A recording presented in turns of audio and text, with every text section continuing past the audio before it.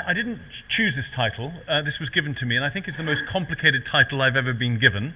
But actually, within the title, it's very clever because it tells a story. And the story is really about the manifestation of measurable disease. And the error we've been committing for the last 40 years is not adhering to that. And I'll tell that story about how it's progressed, and also how going back to some notion of measurable disease, in other words, disease that we can see, disease that we can feel, or disease that we can actually image. And if you think about it, all solid organ cancers are diagnosed through this kind of concept of measurable disease. You see it, you feel it, or you image it, and then you interrogate it with a needle to prove its nature. And it's just odd that in prostate we just haven't been doing that for the last 30 to 40 years or so. And the reason it's important is to stop events like this happening. This is a prostate. The man is standing up. You can see the prostate cancer there, so it's a kind of image through the patient. This is the left hip here, this is the right hip here. This is the peripheral zone of the prostate, the bit of prostate that the man was born with. And this is the prostate that's grown since the man was a teenager. And just above there you see the bladder. So you can see an abnormality here. That was missed on 2 sets of biopsies. That wouldn't be too bad because the biopsies find it difficult to go around the corner and biopsy the apex of the gland. And if you didn't know that was there, well, you could forgive that. But rather more worrying is this huge tumor occupying the left transition zone, which measures about 6 or 7 cc's, which was sitting there. It's been sitting there for a long time, I suspect. And on 2 occasions, this man was told he was all clear when indeed he was not. And that is an unforgivable and terrible error, and as you'll see, happens far too often. This is the other error. Many of you will remember when you were going through the process of being diagnosed just how many biopsies you were exposed to, especially if the first one was negative. This gentleman is smiling, laughing here. But there'll be several people in the audience who've had several biopsies before their prostate cancer was diagnosed. And this man, I think I met him after his 3rd set of biopsies. The 3rd set of biopsies almost killed him because of the sepsis that resulted. He has a high PSA, but he also has a huge prostate, as you can see.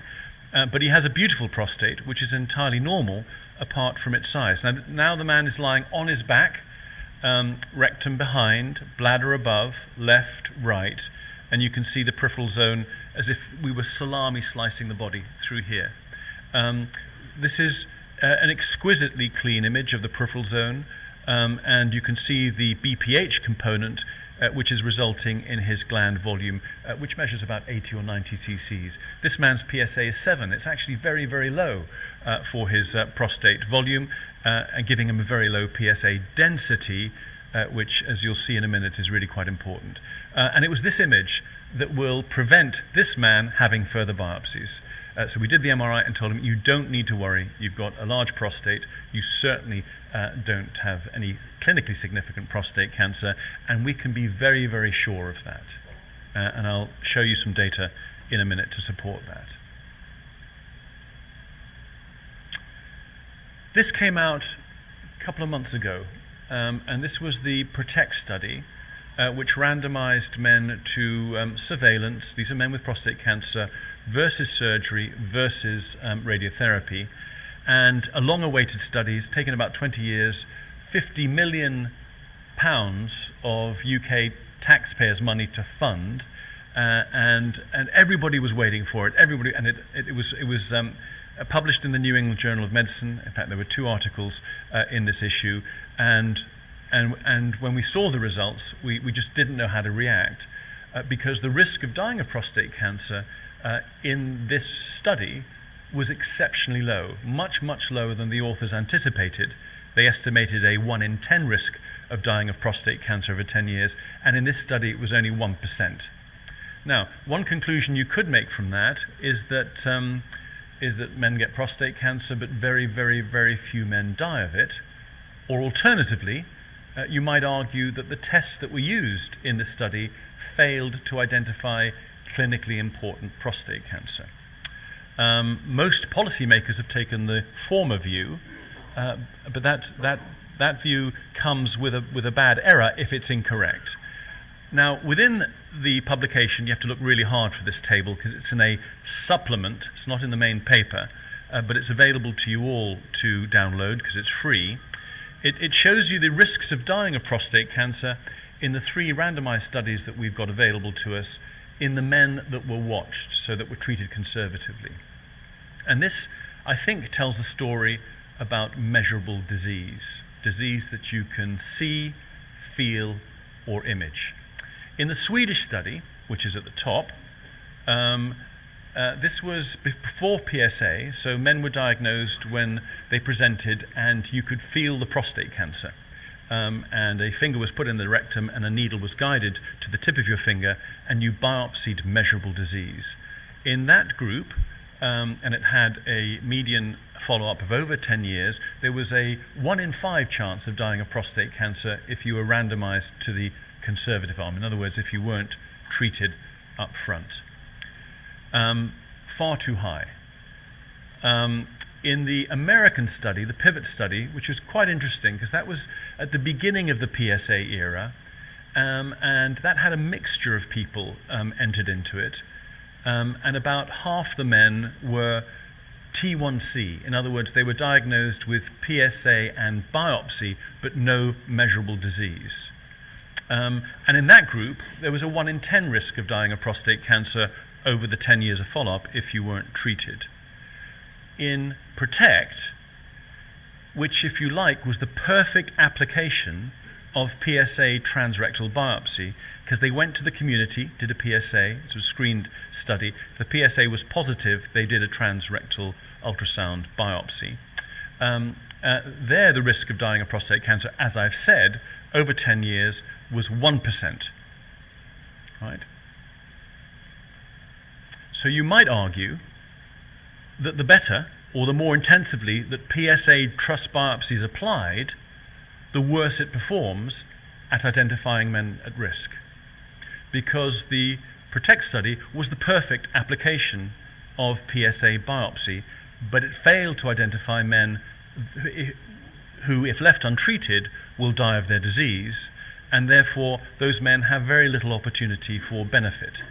And so what we want is a test that identifies those men that are at risk so that they can get treatment early and presumably will result in the reduction of prostate cancer specific survival and overall survival, as we saw in the Swedish study. The Swedish study is the only study so far that showed that treatment results in a reduction in premature death. All the other studies just show well, the other studies don't show any difference, and I would argue because they're treating the wrong men, because the tests are identifying the wrong men. The proportion of T1C men, in other words, non-measurable disease, in the PROTECT study was 75%, and that's you can see the escalation there. So no T1Cs, 50% of T1Cs, 75% of T1Cs, and you can see the reduction in disease. So what happened to all these men that were biopsied, told they were all clear, but in fact weren't? Well, we don't really know. We know that a lot of men die of prostate cancer. In the UK, it's about 11,000 men, very similar to the rate of death from breast cancer. It just occurs a little bit later. And then this study came out last week, or the week before last, and was the first study that's really looked, because the Danes have extraordinarily good registries, and this looked at what happens to men if they test negative on trust biopsy. And I wrote the editorial for this study, so I kind of scrutinized the paper to a great degree, and the alarming finding was that if you had a biopsy, this is a PSA biopsy, and you tested negative, this was a 6-year median follow-up, you had a 1 in 20 chance of dying of prostate cancer. So PSA is high, you have a biopsy, you're all clear, sir, you have no cancer on the first biopsy, your chances of dying of prostate cancer were 5 times that in PROTECT, and these were men who were diagnosed with prostate cancer and followed up for longer. So we can see that the risk is there, it's just that our ability to find these men is really compromised. And I think the evidence now that we're finding the wrong men, in other words, our tests are calibrated wrongly, is overwhelming.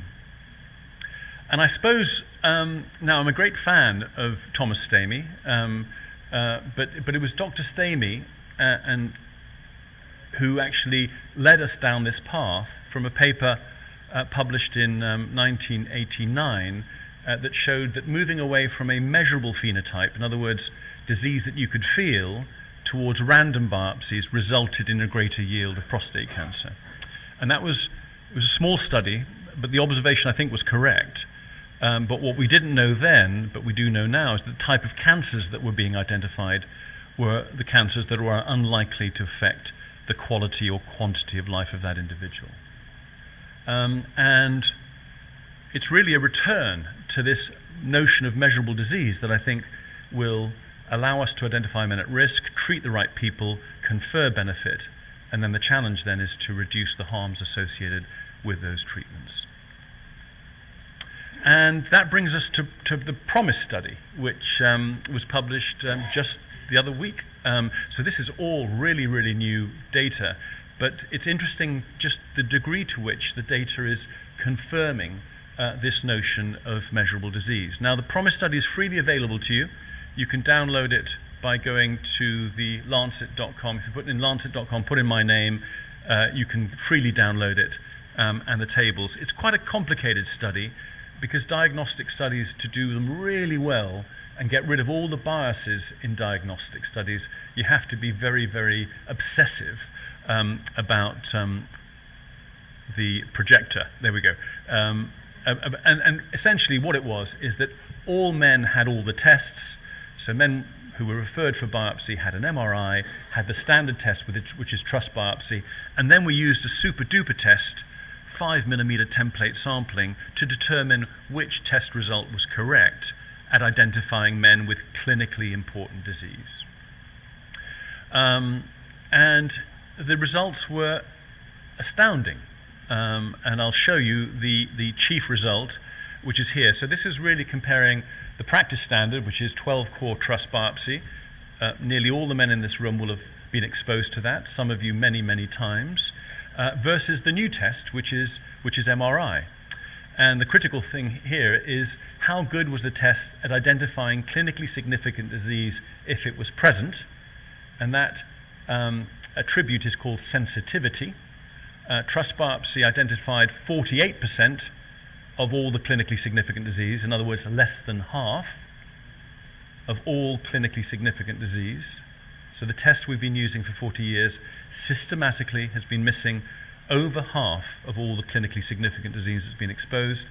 MRI, and I'll explain just how that MRI was done, identified 93% of clinically significant disease. It's rare in science to do a study where there's 100% difference between the tests that you're evaluating. We normally calibrate studies to identify a 10% difference or a 5% difference. This is a 100% difference in the performance of the test. Now, that was our primary outcome, and our definition of clinically significant disease, this is detail really, was dominant pattern 4. I think everybody would agree that so when the pattern 4 is in most of the cancer, that qualifies as clinically significant. And the other thing we did was, the other way that you could become significant was to have a high burden of cancer, and so on biopsy, if you had 6mm or more of any cancer, that also triggered the definition of significance. But whatever definition you used, and that very complicated table that lies behind this, looks at different definitions, and MRI trumps the standard test every time. And here, if it just Gleason pattern 4, MRI, again, double the sensitivity, in other words, identifying disease if it's there. And I think the world is just absorbing this. I don't think this study is ever going to be repeated. In fact, it won't be, because of the extraordinary length that the patients had to undergo to give us data that proves that the new test is better, and I'll explain that in a minute. Now, one thing is the number of misses, but the other thing is the type of misses. And here is a table, a little bit complicated, but let's just look at the top issues. So trust biopsy missed in our group of just short of 600 patients, missed over 100 cancers that were clinically significant.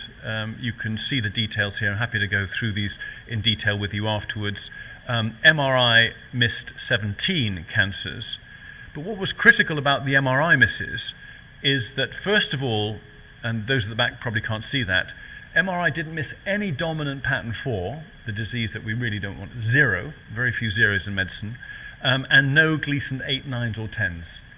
And obviously trust biopsy did miss those very, very bad cancers.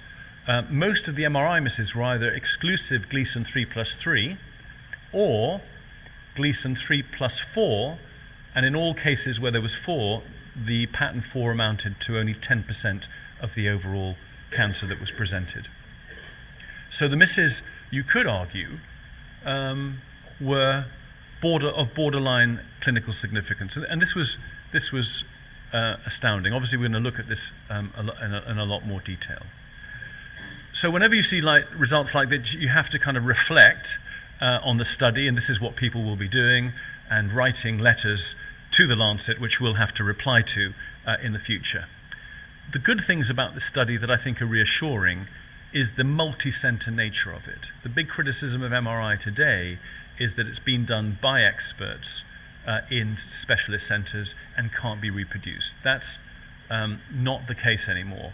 There were lots of learning curves in here, and this is a snapshot of the average use of MRI in the UK 3 to 4 years ago. And there were many hospitals in here that weren't teaching hospitals that were learning how to do MRI, and that's included in the results of the study. I always show this because I have to take my hat off to every single patient that was recruited to the study and agreed to take part. They could actually go around the study if they were clever and just get an MRI and we could look at it and have a chat. But actually, they were motivated by their wish to change the pathway for the better, so that men in the future could benefit from this. And to do that, they underwent an extraordinary amount of biopsies, as I'll show you in just a second.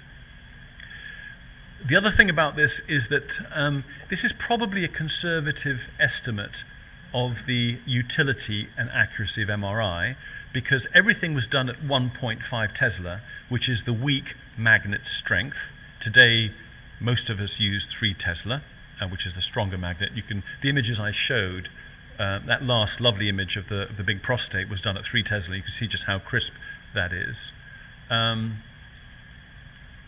And the other thing we did was used a kind of old-fashioned scoring system, because the new scoring system that is used throughout the world hadn't been invented. And it may be that through PIRADS, which is the new scoring system, we could improve the reporting even more. The reference test, this is the best test you can apply to men who are at risk. And so they had their MRI, and then we did this 5mm template biopsy. It was invented by Winston Barzell, who's a urologist in Florida, working in Sarasota. He taught me how to do this many, many years ago. And we biopsied the prostate blind to the outcome of the MRI and the trust biopsy at 5mm intervals to ascertain the truth.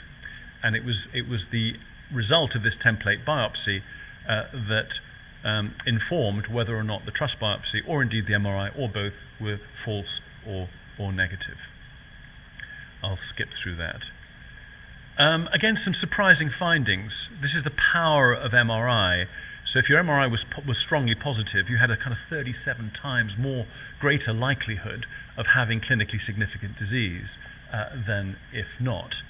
And these are huge shifts in probability. So a lot of the biomarkers that are out there and being sold just change your probability, change your odds ratios by 1.52. This is kind of 19 and 37. Prostate volume is important. MRI gives you a very good estimate of that, because you're not squeezing the prostate with your ultrasound scan. And rather surprisingly, age, PSA, ethnicity and family history, was non-informative in terms of predicting the presence or absence of clinically significant prostate cancer. And this is really the outcome of clinically significant prostate cancer, depending on the score that you were attributed. So if you were to go off and because you were worried, or a relative told you that you should go and get checked, you go off and have an MRI, you'll get a score attributed to your MRI, and that will be a 1 to 5 score. In red is clinically significant prostate cancer, to the definition that I've declared. In yellow is insignificant prostate cancer, so anything less than that. So that could be 5 millimeters of Gleason 3 plus 3. Clinically significant disease would be 1 millimeter of 4 plus 3. So definition's arbitrary, but nevertheless it was declared. And then in green you see no cancer. The overall prevalence of prostate cancer in the group of men that were eligible for PROMIS, in other words, men referred for a biopsy or for consideration of a biopsy, was over 70%. And that's the true prevalence of prostate cancer that's presenting to us in our clinics. And our typical tests have detection rates of about 20 to 35%, which again suggests that we're missing the majority. If your MRI is negative, you have a very, very low chance of having clinically significant prostate cancer. And moreover, we can be 100% sure now, there's no 100%, but we can be, let's say, 99.5% sure that there is no pattern 4 there, or Gleason 8, 9, or 10. If your MRI is indeterminate, and every medical test has a positive result, a negative result, and a middle result, and the middle result's always the hardest to interpret, there is about a 20% risk of having clinically significant prostate cancer, and we currently don't know what to do with those men, whether to biopsy them, whether to repeat the imaging, or whether to use some other biomarker to help us get off it. If your MRI is very positive, in other words, the radiologist says, I can see something, the chances of having prostate cancer is nearly 100%, and the chances of having clinically significant disease is exceptionally high, as you can see just there.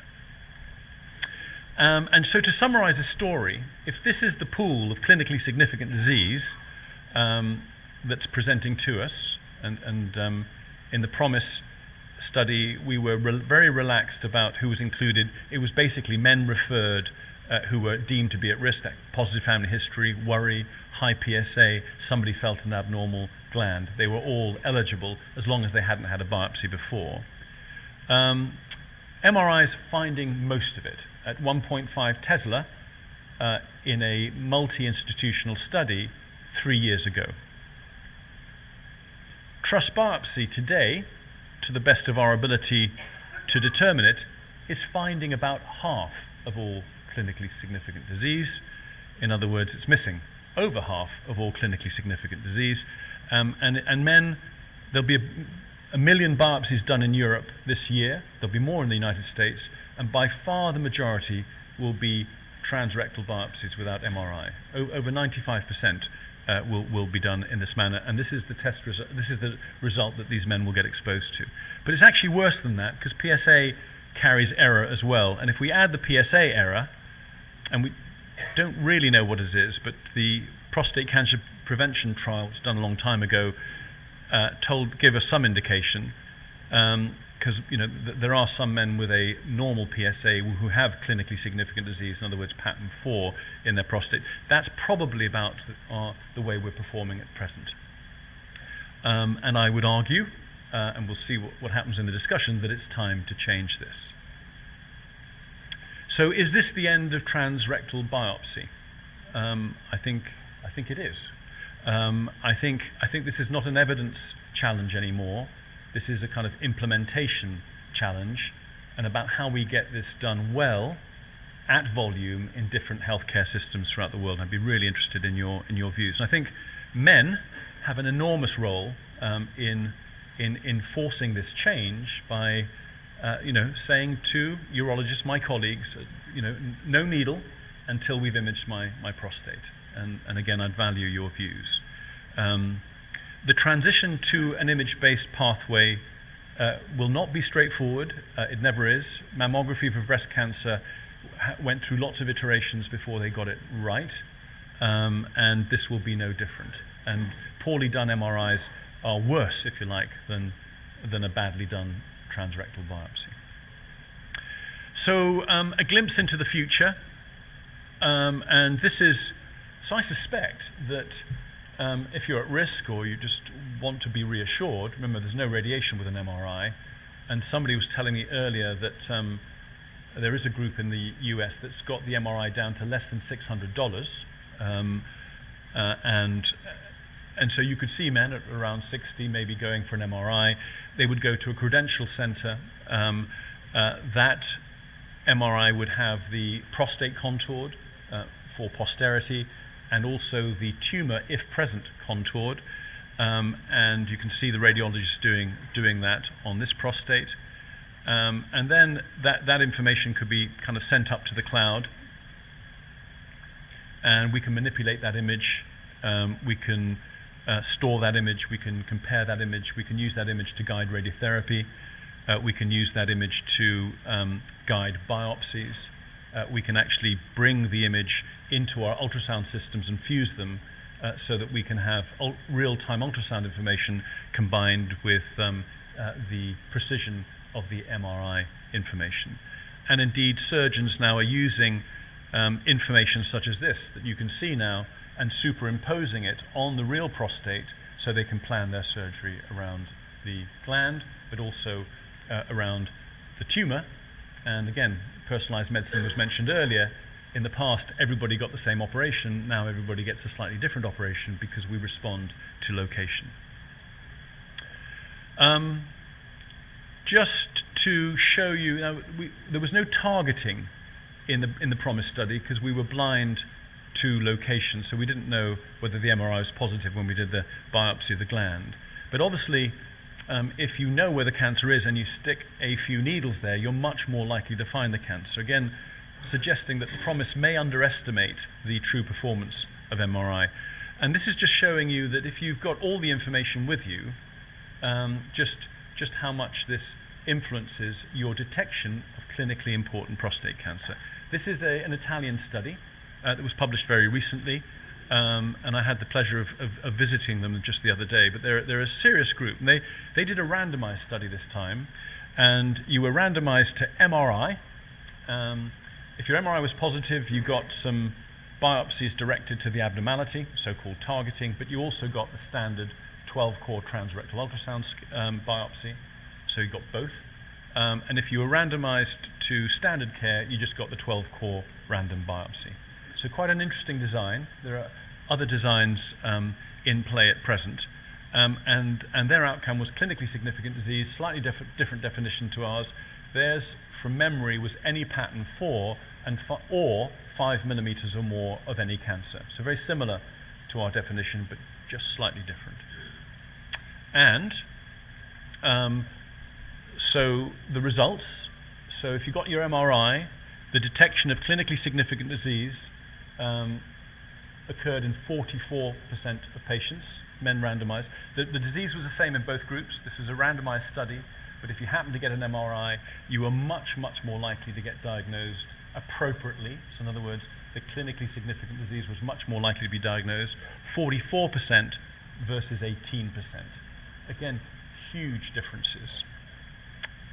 That's the randomized results. That's the kind of true result. And then we can do something quite interesting, is to separate the experimental arm. And you can see here, those at the back will struggle, but if you were randomized to MRI, your MRI was positive, and you had targeted biopsies, if you just look at those targeted biopsies, the yield for clinically significant disease was 57%. If your MRI was negative and you just had random biopsies, the yield of clinically significant disease was 4%.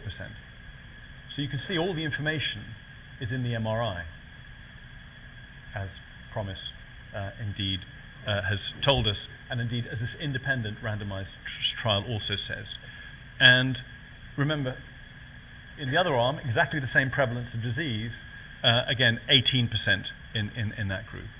So you can see just the power of MRI at changing our ability to detect disease if it's there. Now, if you don't believe Italians, you can have an American study, and this is by Peter Pinto's group at the NIH, and he showed the same. Because you'd normally think that if you do both tests, so target and random biopsies, that your yield would be higher, the accuracy would be greater. But in fact, that wasn't true. And again, sorry that this is so low, but the accuracy, the area under the curve, was highest just for the targeted biopsy, even though all these men also had random biopsy because of the error that random biopsy introduced. So, what can we say? Well, I think we can say that they can never say that in medicine, nearly all the information that's relevant to the individual is in the abnormality. It's in the lesion. It's not in the rest of the prostate. And all of you can see the abnormality on these diffusion scans. You don't have to be a clever radiologist because it's shining out at you. This is done at 1.5 Tesla. You can all see this man could have had 5 transrectal biopsies. If you didn't know where the cancer was, you don't have a hope in hell of hitting it, because we tell our residents to go wide on truss biopsies. We don't tell them to go high.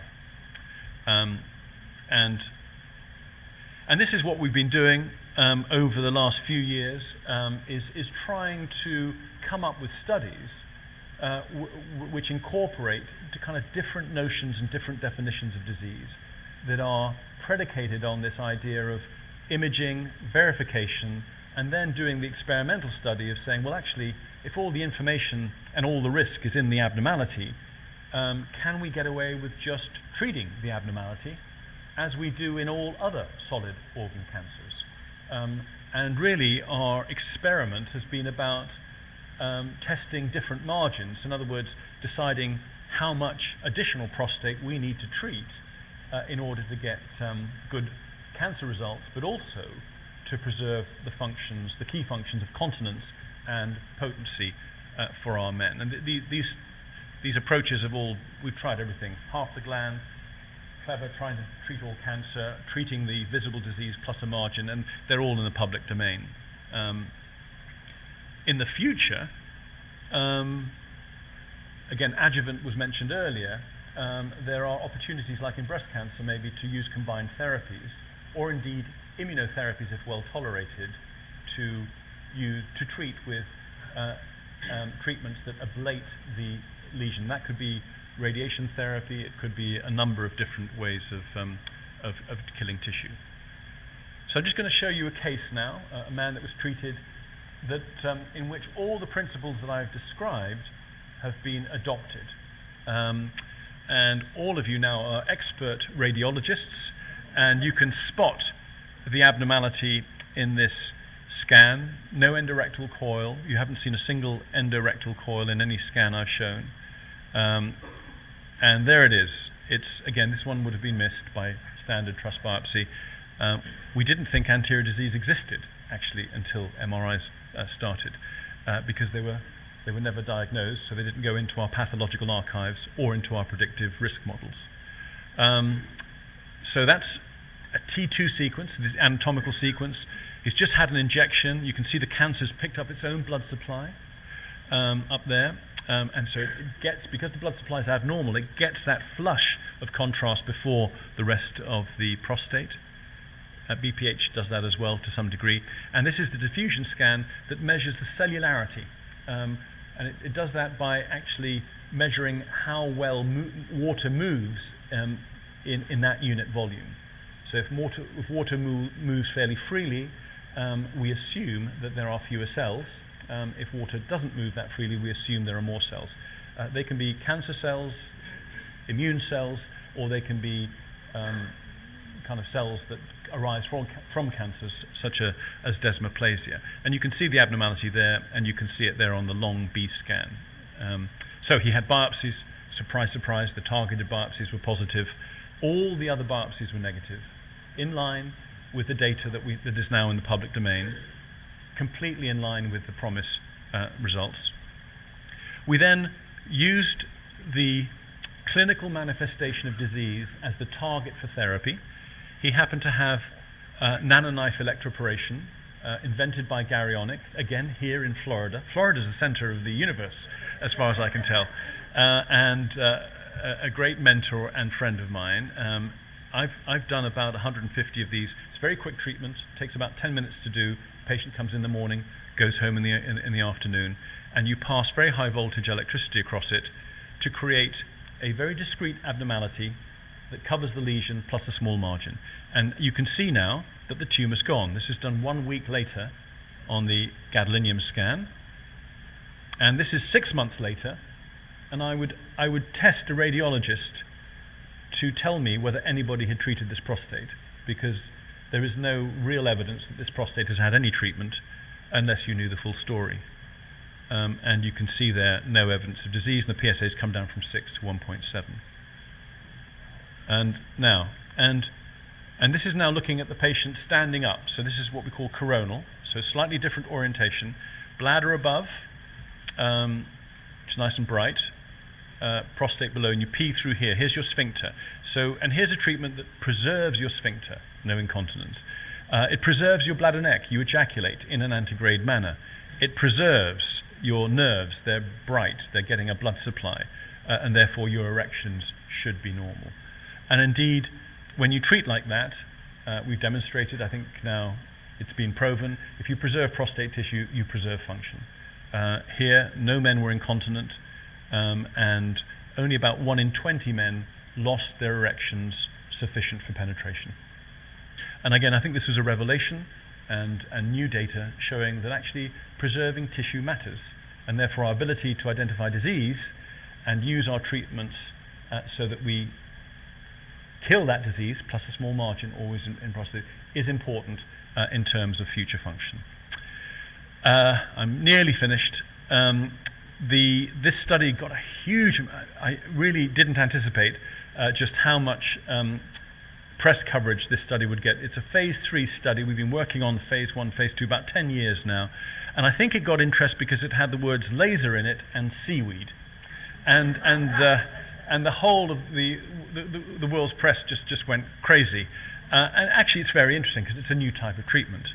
But the critical thing, and this is a patient that was treated within the study, and it uses light and a photosensitizer, and you can see just how beautifully the left half of the prostate here is sculpted out, and it's preserving all the key structures. And so the nerves would be here, and this is not a man-made treatment. It's the biology that does this. So it's the interaction between light and laser that sculpts this out. And what was amazing in the study, because this was a 43-center study, was the extraordinary low level of side effects. So this is a very, very safe treatment that can be done even by my European colleagues. And the big story was that there was no difference in terms of functional outcome if you were randomized to surveillance versus randomized to treatment. So proof in a randomized phase 3 study that we can treat men for their cancer and preserve their function to the same degree as if men were not treated. So, my last slide. An image-based approach to diagnosis is here. An image-based approach to treatment is evolving, and I think that's right. It's not fully there yet, and I think it will require, to do these kind of fancy treatments, will require exceptional MRI, exceptional biopsy skills to characterize the patients very carefully. But the benefits are going to be huge. Fewer biopsies, better risk stratification, in other words, knowing the true nature of the disease, more appropriate treatment allocation. We've been getting the risk stratification wrong in about 50% of patients, and the opportunity in some for tissue-preserving treatment. And all this at lower cost.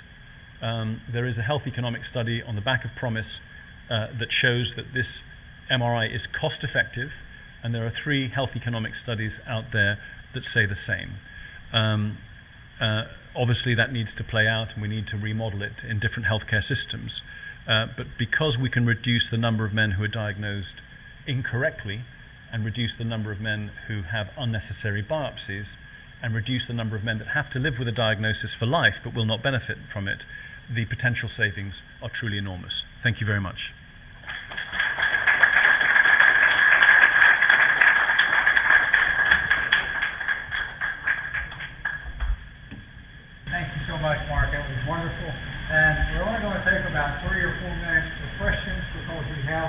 presentation panel, which all the presenters will be up here, and then you can direct all of those things, so that we can stay on roughly on time. Good. Thank you so much. Sorry, that went on a bit. Yeah. Yeah.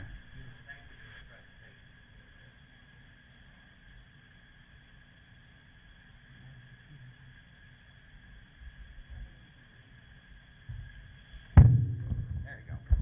Thank you for the presentation. Very good. What about if you had prostate cancer diagnosed based on biopsies, Gleason score 3443, 2 areas out of 12?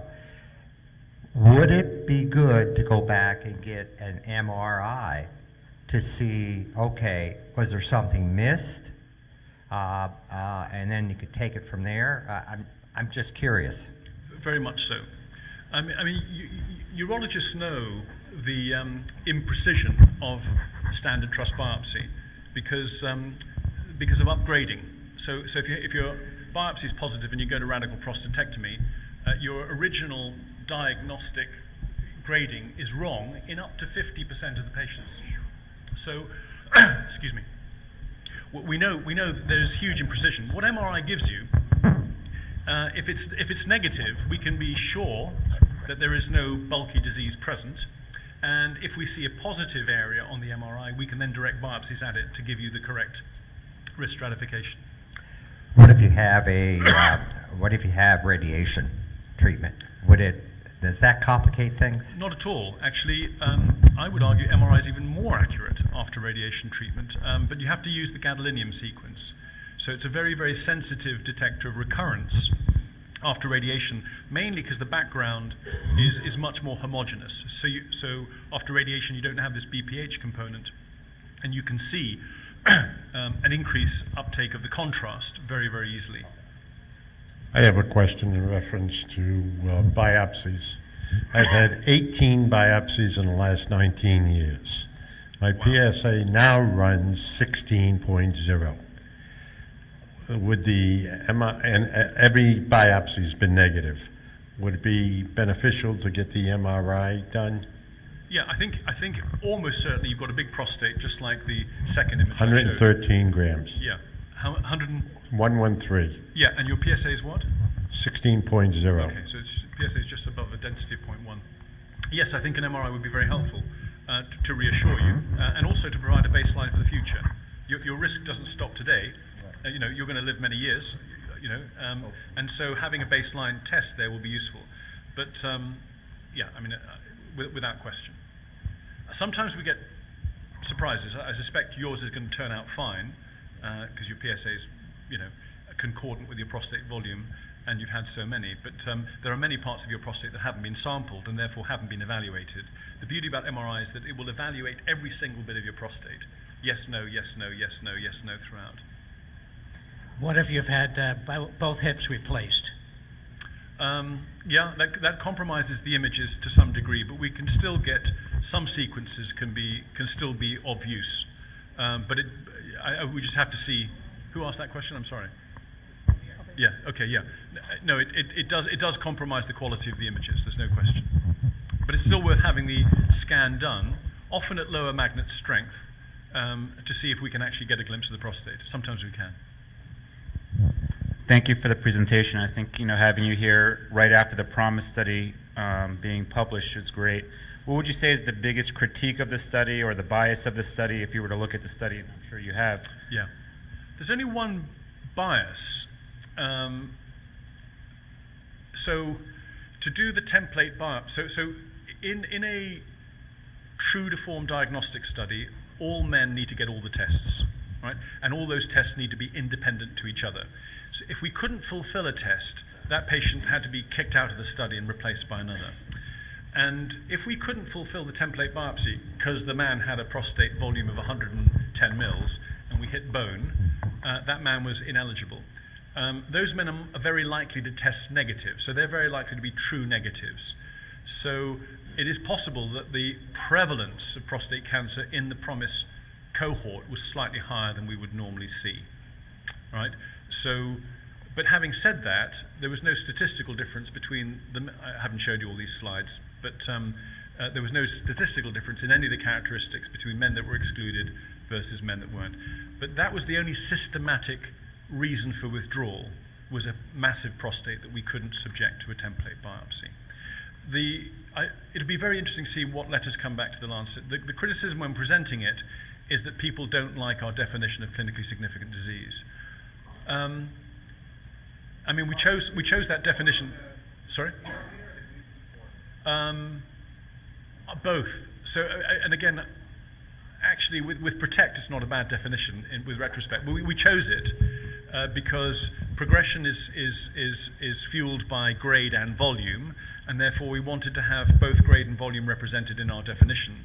I think everybody agrees that dominant pattern 4 is disease that needs treatment. And actually, I'm very glad we did choose this because, as Dr. Bostwick will know, over the last 10 years, Gleason 3+4 is an unstable entity because of the changing rules and the changing threshold for declaring secondary pattern 4. So there's some quite interesting studies that dominant pattern 4 has been stable over the last 10 years, but secondary pattern 4 has been increasing in incidence for lots and lots of complicated reasons. So it's a stable endpoint, whereas all the others aren't. One last one. Hi, thank you for being here and help us. It's my pleasure. Okay.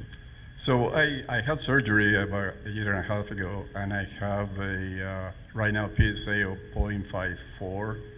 It's been growing very slowly, but it's growing. And is any test that can localize where these cells are? Yeah, so I think that the two, MRI and PSMA PET would be the two candidates. So MRI, just to look at the bladder neck and see if there's any increased perfusion there. We're using that more and more after radiation therapy and in men who've had surgery, and sometimes we can see the activity. And obviously PSMA PET looks at the whole of you. Obviously the likelihood of getting a positive test result will increase as the PSA rises. I mean, I just have an MRI and also a bone scan, and doesn't show anything yet.